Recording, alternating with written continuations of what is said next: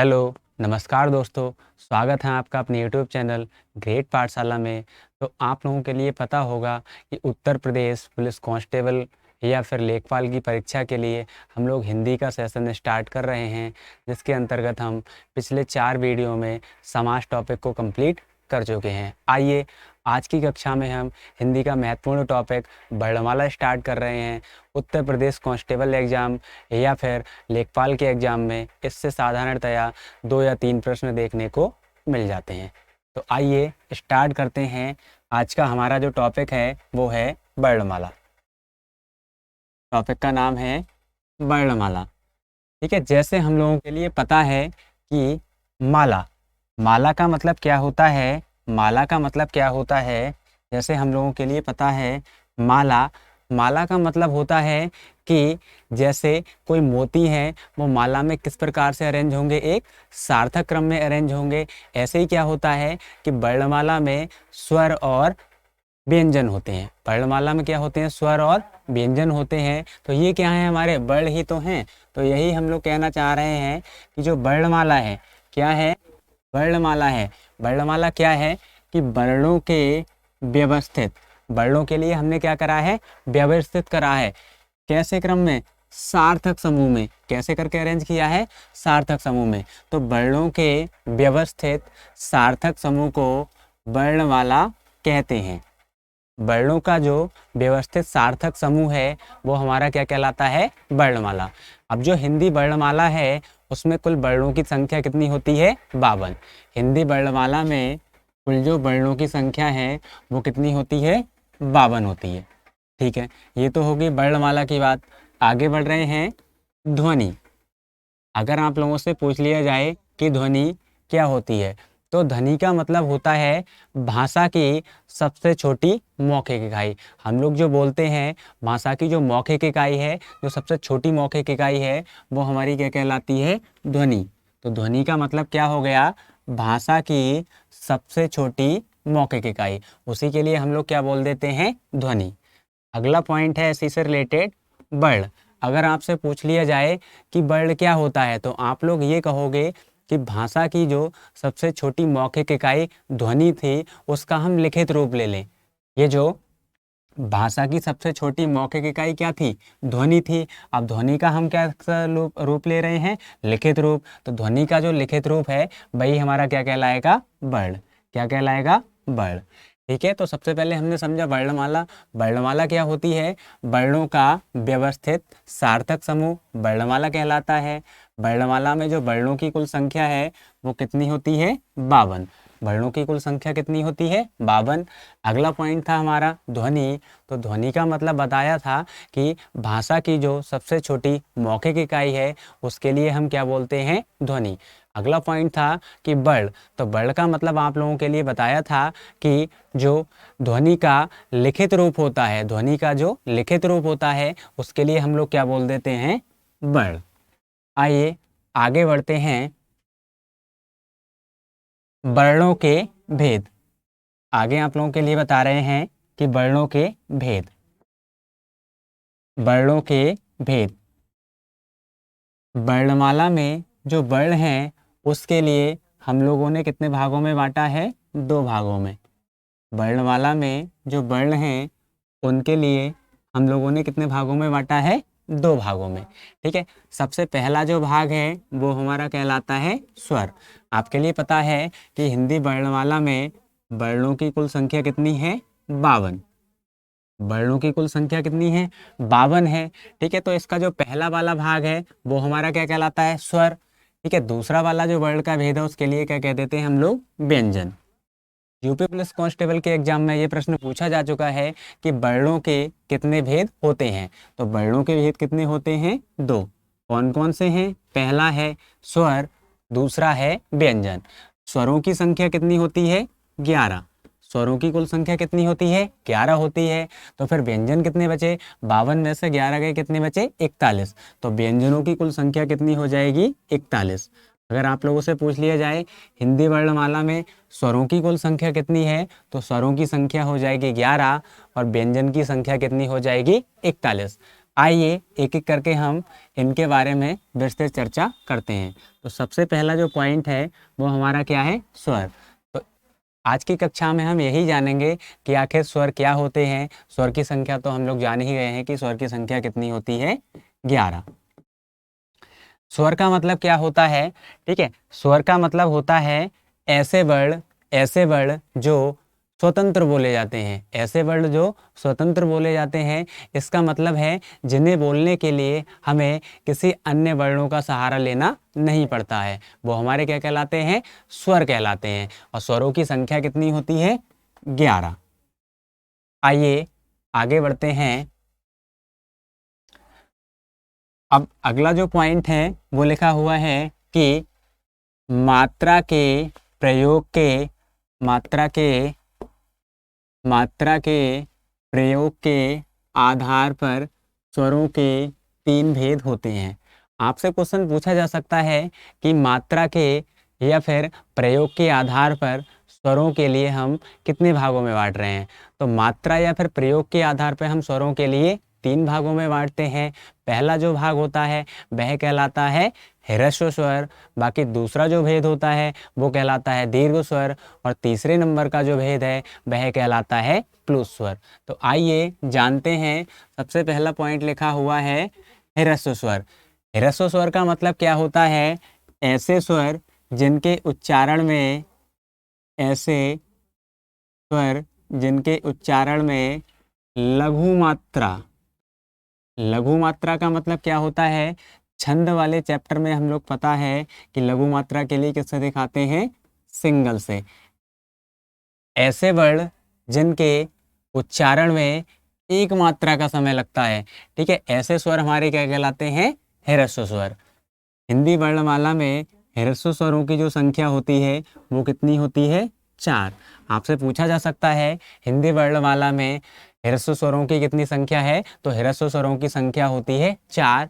ये कौन कौन से होते हैं, तो सबसे पहले होता है छोटा आ, इसके बाद में छोटी ई, तीसरा है छोटा ऊ, और चौथा है ऋ। हिंदी वर्णमाला में जो ह्रस्व स्वरों की संख्या है वो कितनी है, 4 है। ठीक है, अगर आपसे कोई पूछ ले कि ह्रस्व स्वर होते क्या हैं, तो आप लोग बता सकते हो आसानी से, ऐसे स्वर जिन्हें बोलने में केवल एक मात्रा का समय लगता है ह्रस्व स्वर कहलाते हैं। इनकी संख्या कितनी हो गई, 4। कौन कौन से हैं, छोटा आ, छोटी ई, छोटा ऊ और ऋ। आइए स्वरों का जो मात्रा के आधार पे दूसरा भेद है वो हमारा क्या कहलाता है, दीर्घ स्वर। अब हम लोगों के लिए पता है, छंदों में हम लोग पढ़ चुके हैं कि जो 2 मात्राएं होती हैं उसके लिए हम क्या बोलते हैं, दीर्घ। 2 मात्राओं के लिए क्या बोलते थे, दीर्घ। तो ऐसे स्वरों में हो जाएगा कि ऐसे स्वर जिनके उच्चारण में दीर्घ मात्रा के लिए किस प्रकार से लिखते हैं, 2 की आकृति से। तो ऐसे स्वर जिनके उच्चारण में दीर्घ मात्रा का समय लगता है उनके लिए हम लोग क्या बोलते हैं, दीर्घ स्वर। हिंदी वर्णमाला में स्वरों की कुल संख्या कितनी है, 11। हिंदी वर्णमाला में स्वरों की कुल संख्या कितनी है, 11 है। 11 में से 4 क्या हैं हमारे, 11 में से 4 क्या हैं, ह्रस्व स्वर हैं। तो बाकी के कितने बचे, 7 बचे। बाकी के कितने, 7 बचे। तो 7 हमारे क्या कहलाएंगे, दीर्घ स्वर। 7 क्या कहलाएंगे, दीर्घ स्वर। तो इनके अलावा जितने भी बचे उनके लिए लिख दे रहे हैं, जैसे बड़ा आ, बड़ी ई, बड़ा ऊ, ए,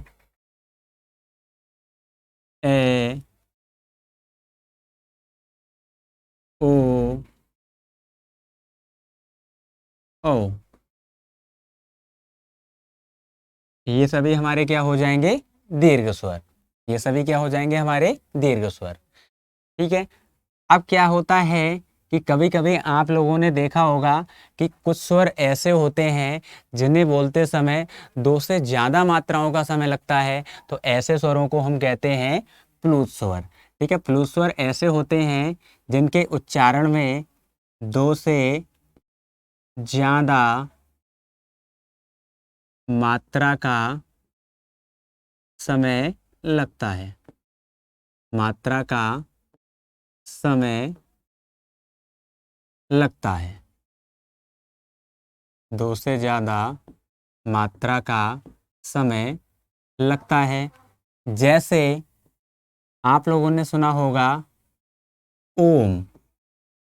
जब हम लोग क्या है ओम का उच्चारण करते हैं तो उस समय क्या होता है कि ओम बोलते समय जो ध्वनि है वो अत्यधिक मात्रा में निकलती है। अत्यधिक मात्रा में निकलने का मतलब है कि ये जो ओ शब्द है, ये ओ स्वर है, इसके लिए हम कितनी बार बोल रहे हैं? लगातार 3 बार तक आवाज़ निकाल रहे हैं इसकी। तो 2 से ज़्यादा बार निकालने के कारण ये जो ओम है इसके लिए हम लोग क्या कह देंगे? प्लुत स्वर। क्या कह देंगे? प्लुत स्वर। तो ये तो हो गए क्या? मात्रा के आधार पर, मात्रा या फिर प्रयोग के आधार पर स्वरों के भेद। तो स्वरों के कितने भेद होते हैं मात्रा या प्रयोग के आधार पर? 3। पहला कौन सा बताया? ह्रस्व स्वर। इनकी संख्या कितनी है? 4। दूसरा क्या बताया आप लोगों के लिए? दीर्घ स्वर। 2 मात्राओं का समय लगता है। इनकी संख्या कितनी होती है? 7। अगला क्या बताया? प्लुत स्वर। तो प्लुत स्वर का मतलब ये होता है कि है तो ये 11 में के स्वर ही, लेकिन क्या है इन्हें बोलते समय हम 2 से ज़्यादा मात्राओं का क्या कर लेते हैं? प्रयोग कर लेते हैं। जैसे क्या हो जाएगा? ओम। आइए आगे बढ़ते हैं।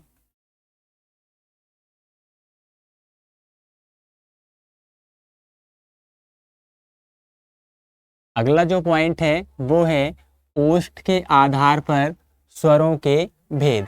अब क्या है, ओष्ठ से उच्चारण के आधार पर स्वरों के लिए हम 2 भागों में बांट देते हैं। आपसे पूछा जा सकता है कि ओष्ठ से उच्चारण के आधार पर स्वरों के लिए कितने भागों में बांटा गया है? तो ओष्ठ से उच्चारण के आधार पर स्वरों के लिए 2 भागों में बांटा गया है। सबसे पहला जो प्रकार है उसके लिए हम क्या बोलते हैं?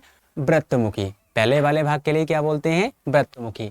वृत्तमुखी का मतलब क्या होता है कि ऐसे स्वर जिन्हें बोलते समय ओष्ठ की आकृति कैसे रूप में हो जाए? वृत्त के रूप में। ओष्ठ की जो आकृति है वो किसके रूप में हो जाए? वृत्त के रूप में। तो इस प्रकार के हमारे स्वर क्या कहलाते हैं? वृत्तमुखी। इनकी कुल संख्या कितनी होती है? तो हम लोग जब बोलकर देखते हैं तो हम लोगों के लिए पता है कि जैसे बोल रहे हैं ऊ या बड़ा ओ या फिर ओ या ओ, तो ये चारों स्वर कैसे हैं? ये चारों स्वर ऐसे हैं कि इनमें ये जो स्वर है वो वृत्त की आकृति धारण कर ले रहे हैं। तो क्या हो जाएगा? ओ, बड़ा ओ, ओ, ओ। आप लोग इनके लिए ट्राई कर सकते हैं। बोलने के बाद में, इन चारों को बोलने के बाद में जो ओष्ठ की आकृति है वो क्या कर लेगी? वृत्त का रूप धारण कर लेगी। तो इनके लिए हम क्या बोलते हैं? वृत्तमुखी। तो वृत्तमुखी की संख्या कुल कितनी होती है? 4। दूसरा वाला जो भेद है ओष्ठ के आधार पर स्वरों का, वो कौन सा है? आवर्तमुखी। आवर्तमुखी का मतलब होता है ऐसे स्वर जिन्हें बोलते समय जो ओष्ठ हैं वो वृत्त की आकृति धारण ना करें, उनके लिए हम क्या बोल देंगे? आवर्तमुखी। वृत्त की आकृति धारण ना करें, उनके लिए हम लोग क्या कह देंगे? आवर्तमुखी। इनकी कुल संख्या कितनी हो जाएगी? तो टोटल स्वर कितने हैं? 11 हैं। टोटल स्वर कितने हैं? 11 हैं। 11 में से 4 स्वर कौन से हो गए? वृत्तमुखी। तो बाकी के कितने बचे? 7 बचे। तो 7 हमारे क्या हो जाएंगे? आवर्तमुखी। तो आवर्तमुखी में फिर कौन कौन से हो जाएंगे? छोटा आ, बड़ा आ, छोटी ई, बड़ी ई, ए, ए और र। कितने हो गए? 7। आप लोग इनके लिए बोलकर भी चेक कर सकते हैं। ये सातों स्वर ऐसे हैं जिनको बोलते समय जो ओष्ठ है वो वृत्त की आकृति धारण नहीं करते हैं। आइए आगे बढ़ते हैं। अगला जो प्रकार है स्वरों का वो है जिह्वा से प्रयोग के आधार पर स्वर के भेद। जीभ से प्रयोग के आधार पर स्वरों के लिए हम 3 भागों में बांटते हैं। जीभ से प्रयोग के आधार पर स्वरों के लिए हम कितने भागों में बांटते हैं? 3 भाग। पहला वाला भाग कौन सा होता है? पहला भाग होता है अग्र स्वर। ऐसे स्वर जो जीभ के अगले वाले हिस्से से बोले जाते हैं उनके लिए हम लोग कहते हैं अग्र स्वर। दूसरा वाला जो प्रकार है वो कौन सा है? मध्य स्वर। अब कुछ स्वर ऐसे होंगे जो जीभ के बीच वाले अर्थात मध्य वाले हिस्से से बोले जा रहे होंगे, उनके लिए हम लोग कह देंगे मध्य स्वर। तीसरा वाला इसका जो भेद है वो कौन सा हो जाएगा? पश्च स्वर। अब कुछ स्वर ऐसे भी होंगे जो जीभ के कौन से वाले हिस्से से बोले जा रहे होंगे? पीछे वाले हिस्से से, तो उनके लिए हम लोग क्या कह देंगे? पश्च स्वर। तो जिह्वा से प्रयोग के आधार पर स्वर के भेद कितने हो गए? 3। पहला भेद कौन सा है? अग्र स्वर। तो अग्र स्वर का मतलब क्या हो जाएगा कि जिह्वा के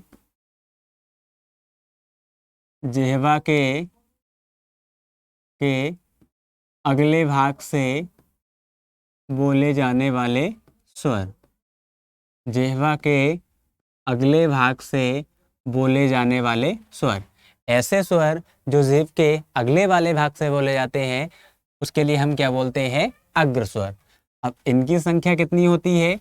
इनकी कुल संख्या होती है 5। कौन कौन से हो जाएंगे?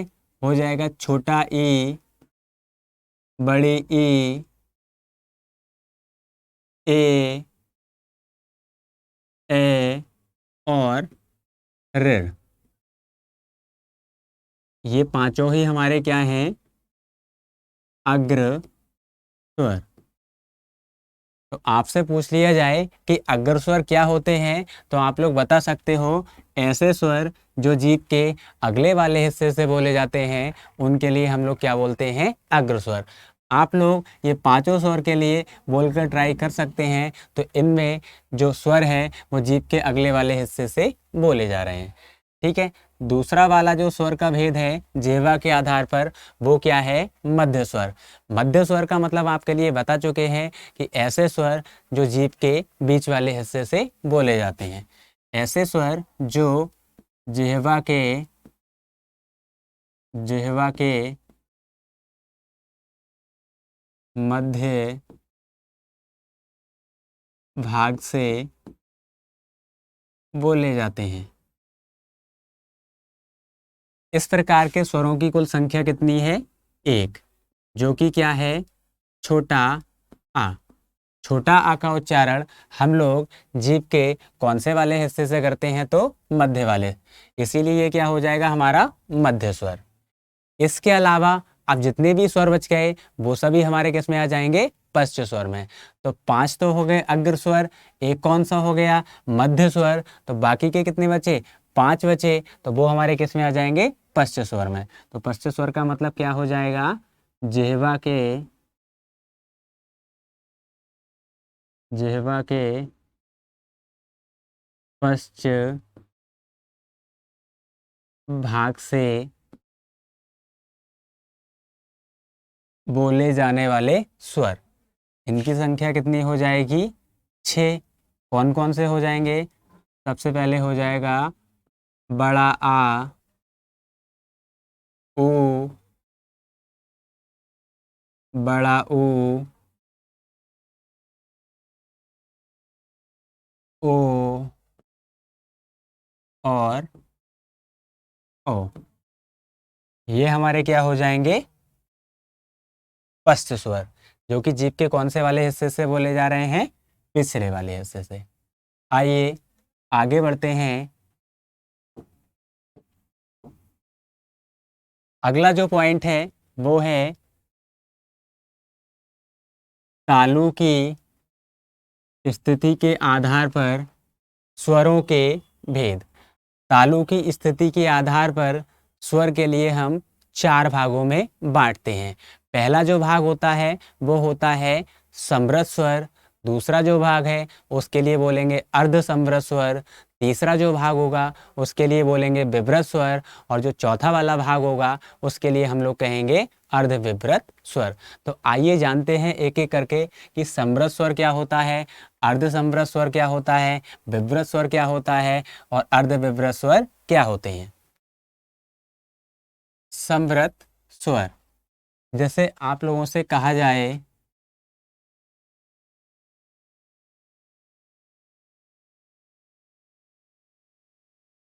ये क्या है, कोई व्यक्ति है, इसके ये क्या है, दांत हैं, ये इसकी क्या है, जीभ है। अब ये जीभ का जो ऊपर वाला हिस्सा होता है, जीभ का जो ऊपर वाला हिस्सा होता है, इसके लिए हम लोग बोलते हैं तालू। जीभ का जो ऊपर वाला हिस्सा होता है, जीभ के ऊपर जो घाटी होती है, उसके लिए हम लोग क्या बोलते हैं, तालू। बाकी ये क्या है, दंत हैं, ये क्या है, दंत हैं। दंत जिस पर लगे हुए होते हैं, उसके लिए हम लोग क्या बोलते हैं, मसूड़े या मूर्धा। क्या बोलते हैं, मूर्धा। बाकी यहाँ पर क्या होता है, कंठ, जिसके लिए बोलते हैं साउंड बॉक्स। तो आप लोग आसानी से समझ गए होंगे कि जीभ के ऊपर जो भाग है उसके लिए हम क्या बोल देते हैं, तालु। बाकी दंत जिस पर लगे रहते हैं उसके लिए क्या बोलते हैं, मूर्धा। और बाकी जहाँ से साउंड प्रोड्यूस होती है उस वाले भाग के लिए हम लोग क्या बोलते हैं, कंठ। क्या बोलते हैं, कंठ। तो सबसे पहले क्या है, समृद्ध स्वर। समृद्ध स्वर का मतलब क्या होता है, समृद्ध स्वर का मतलब होता है कि यदि हमारी जीभ क्या हो जाए, कि जीभ यदि हमारी किससे लग जाए, तालू से टच हो जाए, तालू के आगे वाले हिस्से से टच हो जाए, तो क्या होगा कि जो स्वरों का उच्चारण होगा वो कैसे होगा, बंद रूप में होगा। कैसे होगा, बंद रूप में। तो इस प्रकार के स्वरों को हम क्या कहते हैं, समृद्ध स्वर। इनकी संख्या कितनी होती है, इनकी संख्या होती है 5। समृद्ध स्वरों की संख्या कितनी होती है, 5। कौन कौन से हो जाएंगे, सबसे पहले हो जाएगा,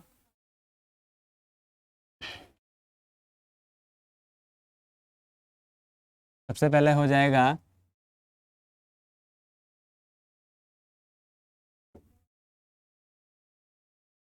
ई, बड़ी ई, छोटा ओ, बड़ा ओ और ऋ। ठीक है। समृद्ध स्वर का मतलब क्या होता है, समृद्ध स्वर का मतलब होता है ऐसे स्वर जिनको बोलते समय जीभ है वो क्या होता है, दांतों के आगे वाले हिस्से से टकरा जाती है, अर्थात बंद हो जाती है। तो इसके लिए हम क्या बोल देते हैं, समृद्ध स्वर। दूसरा वाला जो भाग है तालु की स्थिति के आधार पर स्वर का, उसके लिए हम लोग क्या कह रहे हैं, अर्ध समृद्ध स्वर। अर्ध समृद्ध स्वर का मतलब क्या होता है, अर्ध समृद्ध स्वर का मतलब होता है कि क्या होता है कि ये जो जीभ है वो तालु के बीच वाले हिस्से पर टच हो जाती है। जीभ है वो तालु के बीच वाले हिस्से पर क्या हो जाती है, टच हो जाती है। इससे ये जो आगे वाला हिस्सा होता है वो क्या हो जाता है, ओपन। आगे वाला हिस्सा क्या हो जाता है, ओपन। तो इस प्रकार के जो स्वर बोले जाते हैं उनके लिए कहा जाता है अर्ध समृद्ध स्वर। इनकी संख्या कितनी होती है, इनकी संख्या होती है 2। पहला क्या है, ए, दूसरा क्या है, ओ, दूसरा क्या है, ओ। अगला जो पॉइंट है वो क्या है हमारा, विब्रत स्वर। विब्रत स्वर का मतलब क्या होता है, विब्रत स्वर का मतलब होता है कि ऐसा स्वर जिसे बोलते समय ये जो तालु है, सॉरी जो जीभ है वो क्या होती है, तालु से बिल्कुल नहीं टकराती है, अर्थात पूरा मुंह क्या हो जाता है, खुल जाता है और पीछे से क्या हो जाए, बंद हो जाए। पीछे से क्या हो जाए, ये बंद हो जाए। तब इस प्रकार के स्वर के लिए हम लोग क्या बोलते हैं, विब्रत स्वर। इसकी संख्या कितनी होती है, 1। इसकी संख्या कितनी होती है, 1। क्या हो जाएगा, बड़ा आ। क्या हो जाएगा, बड़ा आ। आइए, चौथा जो भाग होता है, चौथा जो भेद होता है वो हमारा कहलाता है अर्ध विब्रत स्वर। अर्ध विब्रत स्वर का मतलब क्या होता है, अर्ध विब्रत स्वर का मतलब होता है यदि ये जो जीभ है इसका आगे का हिस्सा क्या हो जाए, क्लोज हो जाए, और पीछे वाला हिस्सा क्या हो जाए, ओपन। पीछे वाला हिस्सा क्या हो जाए, ओपन। तब जो स्वर बोले जाएंगे उनके लिए हम क्या बोलेंगे, अर्ध विब्रत स्वर। अब जितने भी हमारे स्वर बच गए, इसके अलावा जैसे ए हो गया, औ हो गया, ठीक है, ए हो गया, औ हो गया, छोटा आ हो गया,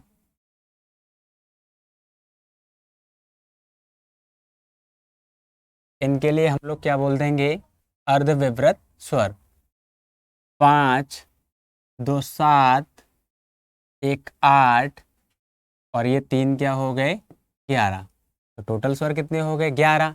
11 के लिए हमने तालु की स्थिति के आधार पर कितने भागों में बांट दिया, 4 भागों में। पहला क्या है, समृद्ध स्वर। समृद्ध स्वरों की संख्या कितनी होती है, 5 होती है। इन्हें बोलते समय तालु क्या होती है, बंद हो जाती है।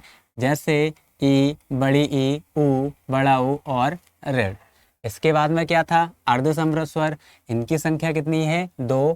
कौन कौन से हैं, ए और ओ। अगला क्या है, विवृत स्वर। इसकी संख्या कितनी है, 1। बड़ा वाला आ, जिसको बोलते समय पूरा मुंह खुल जाता है। अर्धविवृत का मतलब क्या है, आधा मुंह खुलता है। इनकी संख्या कितनी है, 3। ए, ओ और आ। आइए आगे बढ़ते हैं। ये तो हो गया, अर्धविवृत स्वर आपके लिए बता चुके हैं। अगला क्या है, अयोग बहा। अब क्या है कि हिंदी वर्णमाला में हम अंग और आहा के लिए, अंग और आहा के लिए हम लोग क्या कहते हैं, हम लोग बोलते हैं अयोग बहा। अंग और आहा के लिए स्वर न मानकर इनके लिए हम लोग क्या बोल देते हैं, अयोग बहा। अयोग बहा का मतलब होता है कि जिनका योग व्यंजनों के साथ में ना हो बल्कि किसके साथ में हो, स्वरों के साथ में। अब ये जो अंग है इसके लिए हम लोग बोलते हैं अनुस्वार। अनुस्वार, अनुस्वार। अंग के लिए हम लोग क्या बोल देते हैं, अनुस्वार। अनुस्वार का मतलब होता है ऐसा स्वर जिसे बोलते समय जो वायु है वो ज़्यादा मात्रा में, वायु अधिक मात्रा में, वायु अधिक मात्रा में नाक से निकलती हो, नाक से निकलती हो, अधिक मात्रा में नाक से निकलती हो। ठीक है, आगे बढ़ते हैं। अब दिया हुआ है स्वरों के उच्चारण स्थान। ये जो 11 स्वर हैं, टोटल कितने स्वर हैं, 11 स्वर हैं। इनका क्या है, कोई ना कोई उच्चारण स्थान होगा, कहीं ना कहीं से ये क्या हो रहे होंगे, बोले जा रहे होंगे।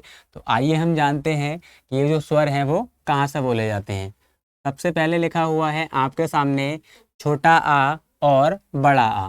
तो छोटा आ और बड़ा आ किससे बोले जाते हैं, कंठ से। किससे बोले जाते हैं, कंठ से। इसके बाद में अगला क्या है, छोटी ई और बड़ी ई। छोटी ई और बड़ी ई जो स्वर हैं ये बोले जाते हैं तालव्य से। आपके लिए बता चुके हैं कि तालव्य क्या होता है। अगला क्या है, ऊ और ओ। आपके लिए बताए थे ओष्ठ वाले में जो वृत्तमुखी स्वर थे वो क्या थे, कि जिनमें जो ओष्ठ है वो किसकी आकृति धारण कर लेते हैं, वृत्त की। तो उसमें आया था दोनों ऊ और ओ और ओ। तो ये क्या हो जाएगा कि ये जो ऊ है और ओ है, छोटा ऊ है और बड़ा ऊ है, ये हमारे किससे बोले जाएंगे, ओष्ठ से। किससे बोले जाएंगे, ओष्ठ से। अगला क्या है, ऋ। ऋ के लिए हम लोग कहाँ से बोलते हैं, मूर्धा से।